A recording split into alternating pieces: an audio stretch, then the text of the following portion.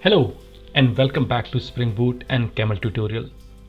Today we will be discussing about a very important part of our software development, which is testing.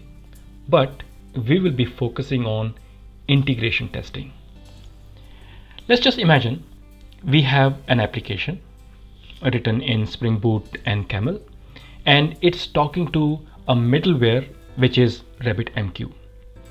Our business has asked us to perform this test scenario, okay, which simply says, given RabbitMQ and some queues, let's say weather queues, when a message appears on weather queue, then camel root should consume the message and enrich with an ID and received time and send to weather events queue. What it simply means is that, let's say we have some sort of sensor, some sort of external application which is sending us weather report. We like to consume that message from our middleware, enrich it with some information such as like assign an ID to it, and then also enrich with the time it came to our server, and then send it to another queue which is called, like, say, weather events. When we started writing this application, we created unit tests, right? Let's say you have written some scenarios over here.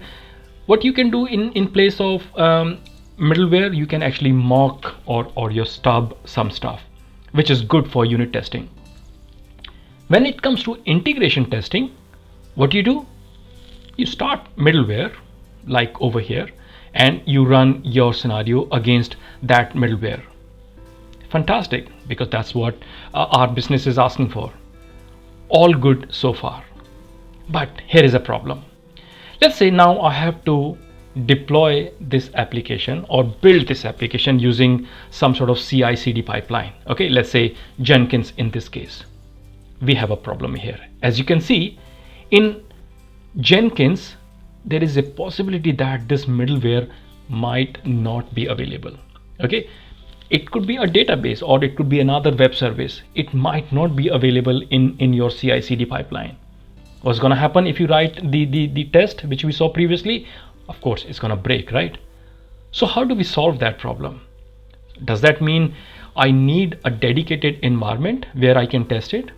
This is how we used to do until maybe few years back. Very old school style, right? You write your application, you do the unit testing, but for integration testing, you have a kind of production like dedicated environment where you install all these middlewares, databases, and all these external services, and you do your integration testing. Gone those days, because you want to automate everything, right? You would even like to spin off your middleware. From last few I would say few years, you can simplify this process by using Docker, etc. But again, you have a problem that you need a script which can control this Docker environment, this Docker containers. So how do you solve this problem? I have seen people writing some sort of scripts which they execute through CI/CD pipeline, which kind of spins off these Docker containers. They do testing and then tear it off. Okay, this process is good, but it's cumbersome and it is error prone. Okay, because let's say you have several integration tests, okay, and they would like to start with a clean slate. It's very hard to control that through that script, right? Here comes a really nice library called test containers, and this is what we would like to focus today. So test containers is a library which can control your Docker containers. It can programmatically stop these containers right within your unit tests. Okay, so you don't need these external shell script or batch scripts or any other process to manage it. Right within your JUnit, you can say, please spin off this container, do your testing, and then you stop it. Sounds good?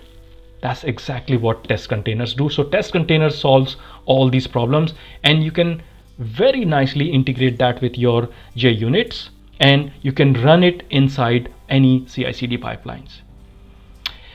Okay, so prerequisite for test container is of course Docker, and most of the CI/CD environments nowadays, you name it, it's Jenkins or like the things given by GitHub or Bitbucket, they all have support for these things nowadays. Okay, so that's not a problem. The only problem we are solving here is that you have a better control of managing these Docker containers. All right, so let's go to our code and let's see how we can implement our unit test using test containers, and how we can programmatically control these Docker containers and write very nice integration tests. Okay, so here is our code. This is a test which I have written. What this test is doing at the moment, it assumes that there is some sort of middleware up and running.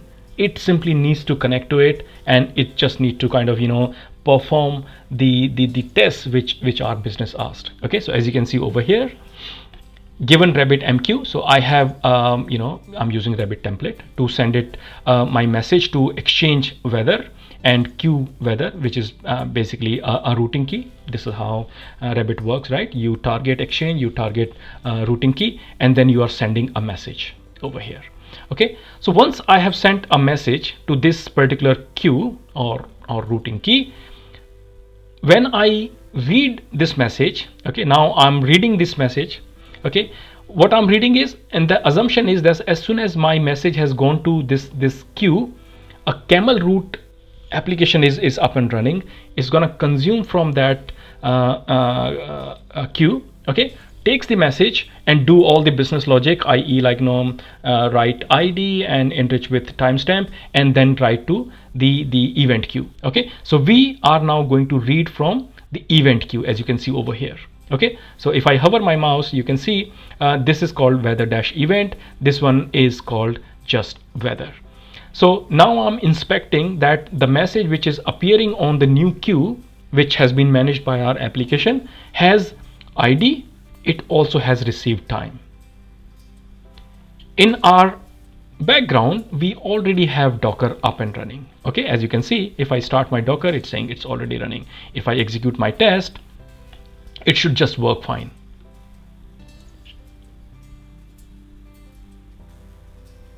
Okay, so this is just simply going to work over here. Hopefully it does. Yeah, okay, it worked. Now, as I said, if I stop the Docker here, which means the middleware is not available, right? Our JUnit now wouldn't be able to run automatically, right? If it was a kind of the old style or the normal unit test. As you can see, now it's failing. It's saying I'm not able to kind of find middleware. So it's basically saying connection refused or whatever, this type of error. As you can see, connection refused. Okay, now let's try to implement our test container. So what you need in test container, first thing you need is dependencies. Okay, so let's try to add some dependencies. So the first dependency you need is the test containers itself. Second dependency you would like to add is JUnit Jupyter. By the way, I'm using JUnit 5. Okay, test container has support for JUnit 4 as well. Okay, it also has a support for I think it's called Spoke. Okay, that framework if you are using that. Since I'm using Rabbit over here, so I have also added RabbitMQ dependency over here, so I can use the templates and some engines of RabbitMQ. All right, so these are the three dependencies you need in your code. Once you've done that, let's take our code weather root test.java. Okay, and let's just copy paste to another class called test containers test. All right. So what we like to do over here now is, first thing we have to do is we have to programmatically start our Docker container. correct? And how do you do that in test container? First you have to enrich the class with saying this is test containers. Okay, so this is the first thing you would like to do, enrich your method. Second thing you like to do is you have to now add a rule, okay, called container, like this. Now here are two things. You can directly use an image or you can use Docker Compose. Okay, so I'm gonna basically show you both of these things. Let's just copy paste some stuff over here. Okay, so you can use a direct image using a class called generic container. Okay, and then you can give the Docker image name. In my case I'm using Rabbit. Okay, and then you have to expose ports, you know, RabbitMQ port, which is 5672, and then you can also do health check. Okay, you basically would like to wait for your containers to start, make sure it's healthier so you can communicate to it, correct? So this is one way of doing it. But if you're following my previous video, I like and I love Docker Compose a lot because you can, you know, kind of repeat the operation again and again without copy pasting or remembering the command. Okay, so as I said earlier, test container supports Docker Compose as well. So you can actually specify the location of your Docker Compose file, and then syntax is more or less same. The additional thing you have to now add is, because Docker Compose can have multiple services, right? So now you just want to tell you would like to target this particular service called RabbitMQ, okay, which is the constant I have defined over here at the top, as you can see, okay, and the port. And then of course you would like to wait for this service to come up and make sure, you know, Rabbit has written the final message saying it's ready. That's pretty much it. Remaining test, as you can see, just remains as it is. I have not touched this particular test. Okay, if I take you back to the previous test which we had written, I have literally copied pasted the same thing over here. So your test itself doesn't need to change. The only thing which we are changing here is we are now programmatically controlling the Docker container startup and of course stop. Okay, so what I have done over here in my constructor, you know, using the before all annotation, I am actually saying please start the Docker RabbitMQ. Okay, and then couple of things you would like to do now is, because this is a Spring Boot application and Camel needs to be started as well, and Camel needs to talk to RabbitMQ as well. So before Camel starts, you would like to tell Camel what port number and host name it needs to use. You must be wondering, what does that actually mean?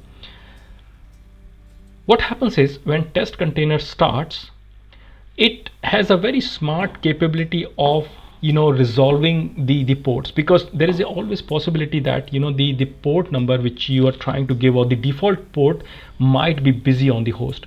So what test container does, it randomly creates a unique port and then it attaches with that container, which you have to programmatically read. Okay, so then you will be asking test container that please give me the port number for this particular service which I have, you know, kind of exposed. So this is the port you are exposing for your container or your service, and then internally test container gonna kind of bind it to the port. Okay, if you remember how the Docker Compose works, or how you start the Docker Compose, if I show you real quick.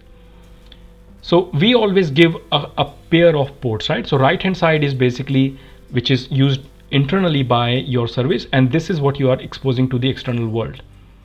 When you are starting Docker Compose, you can give this port, but test container gives you this port automatically, so it can resolve these ports at runtime. So if there is a clash, it can automatically find a unique one and give it to us.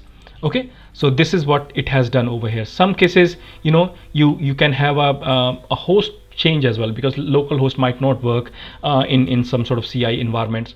So you can actually ask your test container to give the host name and also give the port name. So I'm going to set these things in our system properties. So when Camel Rabbit starts, it can read these properties and then it can connect to the same Rabbit MQ middleware, which has been started by a test container. And then I have done this after all, which means once all the tests are finished running, you would like to kill the test container programmatically as well. So you just have to say docker rabbit mq stop. This is optional thing, because when JVM is going out of service, that container will automatically be deleted, but it's a good practice to programmatically clean it. That's pretty much it we have to do. So you just have to basically configure these things. Say, look, this is the image you like to do, this is how you basically start up, and then inject the ports. That's pretty much it. I am just going to, so this is the config file I have created. You can by the way look at the actual code which I'm going to push into my GitHub. Okay, so this is basically used for Rabbit template. So we can write message to our middleware and read it using the Rabbit template, because Camel is our application, right? We are kind of controlling the outside bits of our application, just trying to mimic as some sort of sensor or some external service which can kind of write to our Camel and then read it from Camel. In between, the business logic or the application is a black box to us, right? So we are not able to kind of communicate to that, but we are able to affect from the outside. So that's why I'm using Rabbit template to send the message and to read the message and inspect it. All right, so that's pretty much it. Let's try to run this test. So as you can see, I don't have any Docker running now. Okay, nothing is running. If I run the old test, you saw it failed. But if I try to run the test container based test, it would automatically start the container, do all the testing, and then tear it off. Okay, so let's just run it. The only downside of using test containers is it takes a little while to start up these containers and then start communicating with it, which is fine, because if you're trying to automate it, if it takes extra few seconds, it is fine. We can kind of we can live with that sort of cost or compromise. Okay, as you can see from the logs, it is now starting the Docker. Okay, really nice icon you can see over here. In the previous test, we did not see this thing. So if I now go to our Docker PS real quick, can you see? These are the Dockers, which containers which were started by our test container, and it's done. The tests are passing now. It's trying to clean up the environment. Okay, it's trying to clean the environment. If I do Docker PS, as you can see, only one image left. If I do Docker PS one more time, okay, so this one is some test containers Ryuk is left. Maybe it has not cleaned it properly. Okay, or maybe there is a little delay. Okay, as you can see, Docker over here, it's showing that there is nothing running now, but oh, perfect, this one is clean as well. Okay, so if I run Docker PS, there was a little delay. So this is how you do your integration testing or automated integration testing using test containers. Let's just check in this code, and let me take you back to GitHub, okay, and show you how it actually looks in pipeline. Okay, so let me just open a browser.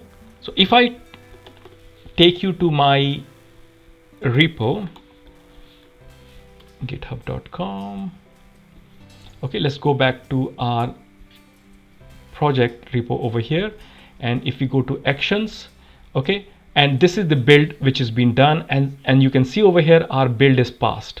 Okay, that's what you've seen, yeah, Java CI with Maven. And as you can see in GitHub, all these tests are passing, and GitHub CI pipeline itself is able to run these Docker containers using test container, run my test, tear it off, happy days. Okay, so that's pretty much it for today, guys. So it was about integration testing. I hope you enjoyed this session. You liked the session. Please subscribe if you have not, and leave a comment at bottom. Okay, and let me know what you like to see next. Okay, once again, thank you very much for your time. I'll see you in the next video.